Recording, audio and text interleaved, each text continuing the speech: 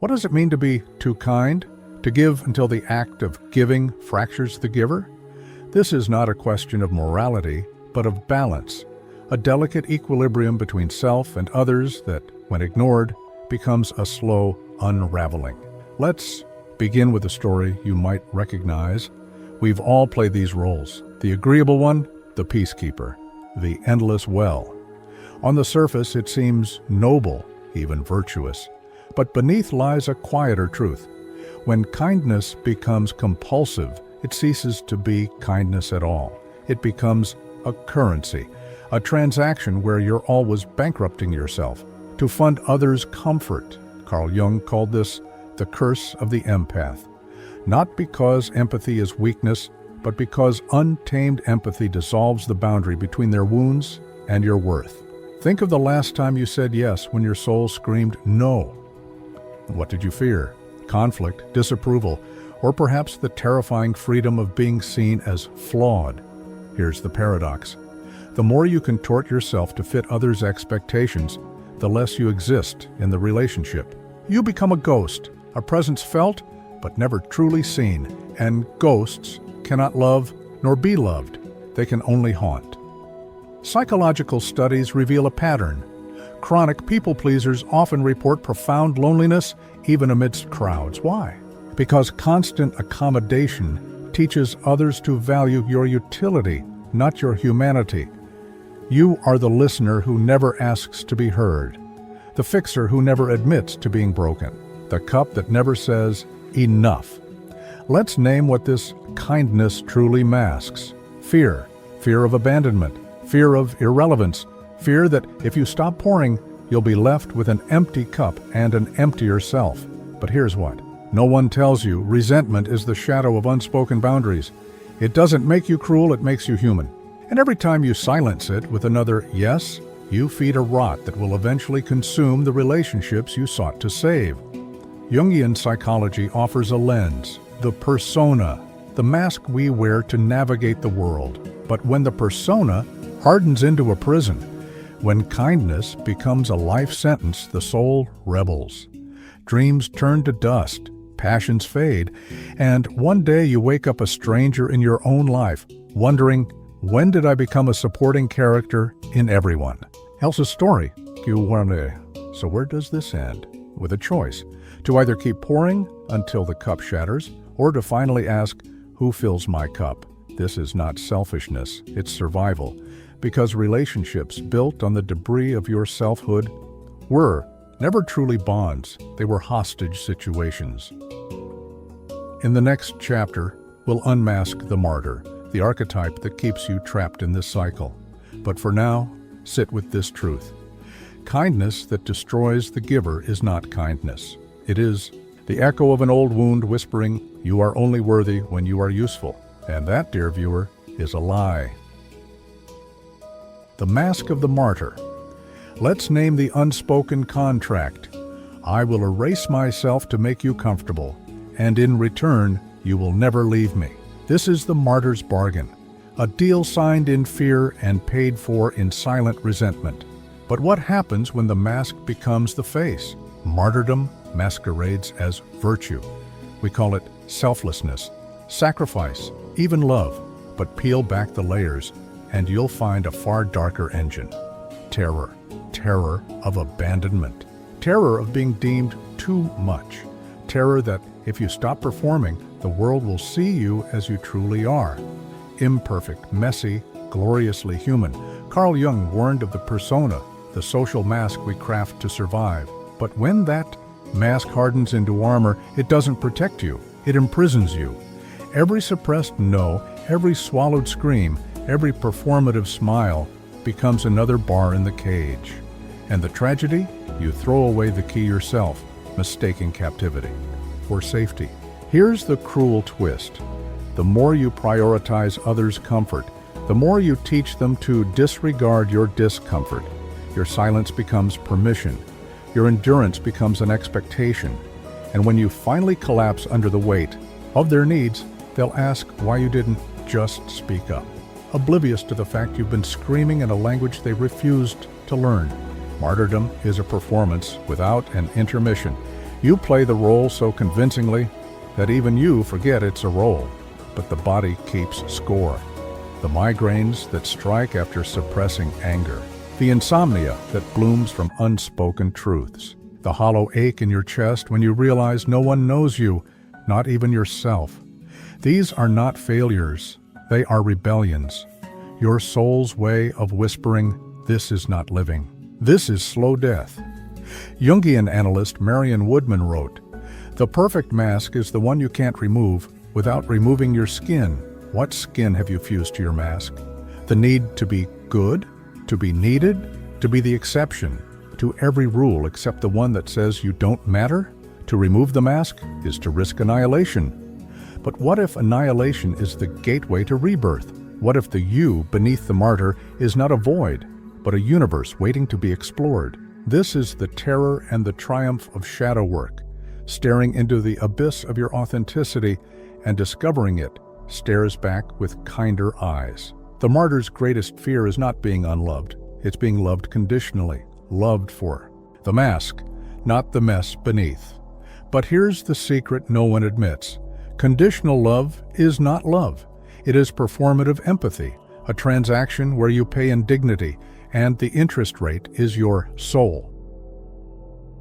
Next, we'll step into the silent storm, where withdrawal becomes revolution, and the act of not reacting rewrites every rule. But for now, consider this. The mask was never your savior, it was your funeral shroud. And you've been alive this whole time, waiting. The silent storm. Silence is not passive, it is a tempest, a reckoning. When you stop feeding the cycle of reaction, the apologies, the excuses, the endless emotional labor, you summon a storm that terrifies the unready. This is not cruelty, it is clarity, and it begins with a single act, refusal. Imagine a dance where only one partner moves. For years you've twirled to others' rhythms, anticipating their steps, steadying their stumbles. But what happens when you stop? The music doesn't end, it transforms. The silence you fear, it's not emptiness. It's the space where their chaos finally echoes back to them. Carl Jung called this withdrawing projections. Every time you absorbed someone's anger, validated their excuses, or muted your pain to keep peace, you became a mirror for their unclaimed shadows. But when you step away, the mirror cracks, their reflection fractures, and suddenly they're forced to confront the monsters they outsourced to you. Here's the truth they don't want you to know. Your silence terrifies them, not because you've abandoned them, but because you've abandoned their narrative. The story where you're the villain, the savior, the fool, anything but a full, flawed human. Without your reactions, they're left with the one antagonist they've avoided their whole life, themselves. Let them rage, let them guilt, let them rewrite history. Your silence is not a weapon, it's an exorcism. Each unreturned volley of anger, each unanswered plea for control starves the ghosts they've tried to bury in your psyche. And in that starvation, something extraordinary happens. You reclaim your energy. Jungian analyst Robert A. Johnson wrote, "The most terrifying thing is to accept that the power to harm you is not out there, but in here." Your silence forces this acceptance, for them and for you. It asks, what if the storm isn't something to survive, but something to witness? What if the lightning is just the universe rearranging your atoms into something truer? Beneath the noise of reaction lies a revelation. You are not responsible for how others weather their own storms. You are not the keeper of their comfort, the architect of their growth, or the martyr for their unresolved wounds. Your silence is a sanctuary, not for them, but for the self you've muted for years. In the next chapter, we'll unearth what blooms from this fertile void, the rebirth of boundaries, the architecture of authentic connection. But tonight, let the storm rage, let the silence speak, and ask yourself, what have I been drowning out with my noise? The rebirth of boundaries. Boundaries are not walls, they are sanctuaries, invisible lines drawn not to punish others, but to resurrect yourself.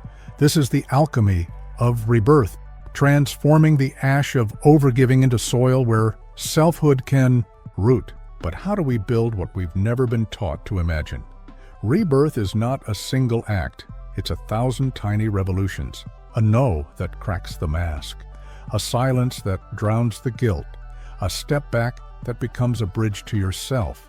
Jung called this individuation, the process of reclaiming fragments of your soul from everyone you've let define you. But make no mistake, the world will mistake your sovereignty for betrayal. Here's the secret no one admits. Boundaries terrify not because they're cruel, but because they're clarifiers. They force relationships to evolve or end. That coworker who mistook your kindness for weakness, they'll call you difficult. That friend who fed on your empathy, they'll vanish. Let them. What remains are connections that don't need your depletion to survive.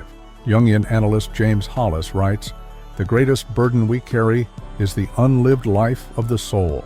Every time you prioritize others' comfort over your truth, you bury that life deeper. But boundaries are the shovel. Each no digs you closer to the surface. Each guarded yes becomes oxygen for the self you've suffocated." Notice, the gardener does not beg the tree to grow. They tend, trust, and let go. This is boundary work. You cannot control how others respond, only what you allow to take root in your psyche. The parent who weaponizes guilt, the partner who conflates love with ownership, let their words fall like stones. Your soil is reserved for kinder seeds. Your energy is sacred, finite. When you redirect it inward, you create cataracts that reshape your entire landscape. What once flooded you, others' demands, their crises, their unmet needs, now flows around you. You become the canyon, not the current, the observer, not the victim. In our final chapter, we'll ascend beyond boundaries to the realm where love is no longer a transaction, but a revelation. But first, sit with this truth. Every no is a love letter to the self you're becoming. And those who mistake it for cruelty, they've simply never heard the language of your survival. The alchemy of authentic love. Love is not a transaction. It is not a ledger of sacrifices or a tally of wounds endured. True love is alchemy, the fusion of two whole beings into something greater, yet never less than themselves. But how do we transcend the ashes of too kind to forge this gold? Authentic love begins when you stop conflating care with compromise, when kindness no longer means carving pieces of yourself to fill others' voids. Jung called this the conjunctio oppositorum, the sacred marriage of opposites, not a merger of halves, but a dance of complete souls, orbiting in mutual reverence. Here's the revelation. The love that drains you was never love. It was mimicry, a pantomime of connection where you played both martyr and audience. But real love, it asks only for what you can give freely without decay. It thrives not in the grand gestures, but in the quiet courage to say, "This is me. Is that enough?" And to hear, "It is," without bargaining.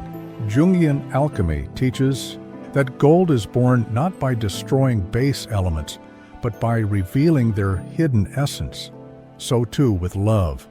When you stop overgiving, you don't starve the relationship, you purify it. What remains is neither your sacrifice nor their demand, but a third thing, a language only the brave ever learn, where no and forever harmonize. This is the final truth. You cannot pour from an empty cup, but you can meet another at the well, not as a servant, but as a sovereign, a keeper of your own depths. And there, in the space between your enough and theirs, love becomes not a bridge over chaos, but solid ground. The journey ends here, at the beginning, where too kind dissolves into true, where love is no longer a currency, but a cosmos. You are not a martyr, not a mirror, not a ghost. You are a supernova, raw, radiant, rewriting the dark into light. Go now and love like the universe aches to witness it.